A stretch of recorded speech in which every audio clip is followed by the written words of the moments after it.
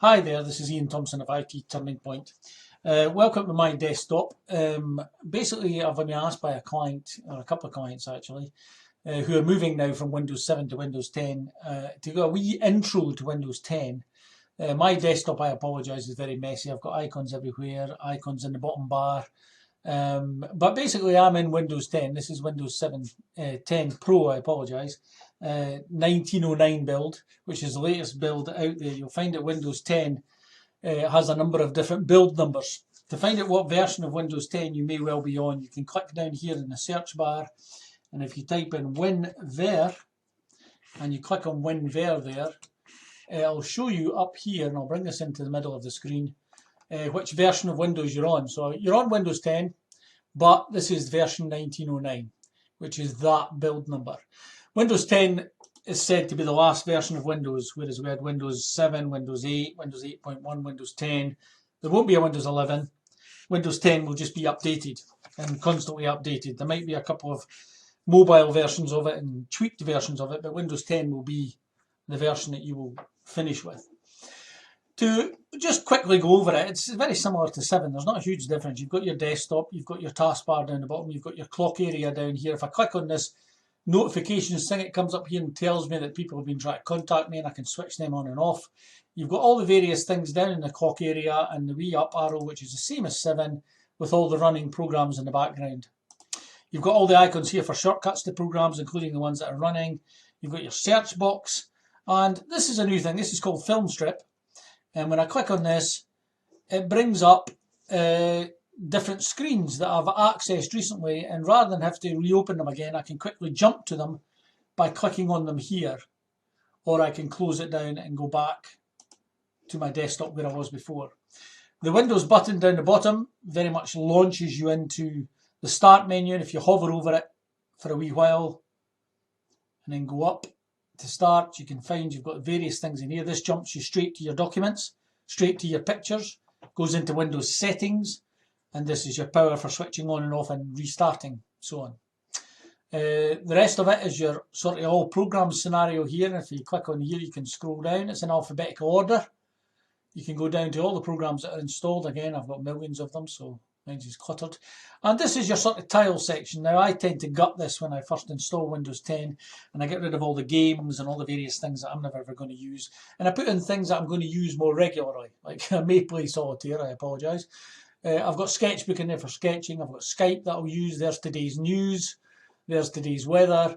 There's a Ring app so I can see who's at my front door. There's TeamViewer so I can access machines remotely. There's a phone which connects to my phone, and I can send text messages via my computer. And Snip and Sketch is a new thing. Been around for a wee while actually, but it means you can click on it and you could capture areas of your screen and paste them into emails and so on. It's a very useful tool. The rest of them are just all the programs. If I click back on the desktop, that will disappear. Other than that, access is very much the same. You've got this folder button down here, which is basically Windows Explorer. When you launch it, it lets you in to see everything to do with your computer in this tree pane on the left, and then your basically what's in it on the right. And the quick access section at the top is things that you have accessed recently, and it lets you quickly access them again.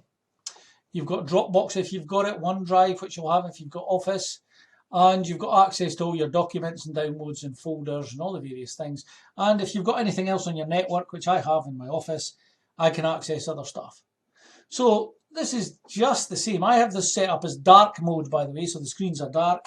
I quite like the aspects of the dark mode. It's kinder to the eyes. It's easier to find things. I can read it better. But again, that's just an old age thing. To customize dark mode and that, you're basically going in to personalize stuff, and you can personalize things in here where you can fit all sorts of weird things. Themes. There's various themes that are built in, desktop icon settings. Again, this is just customizing it to suit you. And you can scroll up and down. Colors. Dark mode is where I've set it there. You can see that. You've got the various choices, dark, light and custom. I have it set for dark. There's not a huge difference between this and 7 from all those sort of aspects. There are some, from a techie point of view, there are some differences in the way we troubleshoot it and look after it and do things within it. If you right click on the start button down here, you get an access to a menu that us techies can use to go into sort of your power options when your PC will switch off and go to standby mode, your system, event viewer to see what's happened on the PC, device manager to look at the hardware, but these are our techie guys look at all these things. You don't necessarily need to look at them. Task manager is in there. If I launch that, that should come up and it shows me all the programs that are running in the background, and I can switch them off, switch them on. There's 38 instances of Chrome. Outlook's running, screen recorder, which I'm recording this video with, Ring is open. So again, I can close that down, and that's all very much similar to 7. So this is just a wee quick intro into Windows 10. You log in on the login screen, you present it with your desktop, you can customize your desktop as I've done with background photos and all sorts of things. And then you can find your folders and everything as you can. I'll try and do a couple more just drilling in a bit further, but this is just a quick intro into 10. I hope you enjoyed it, I hope it's useful.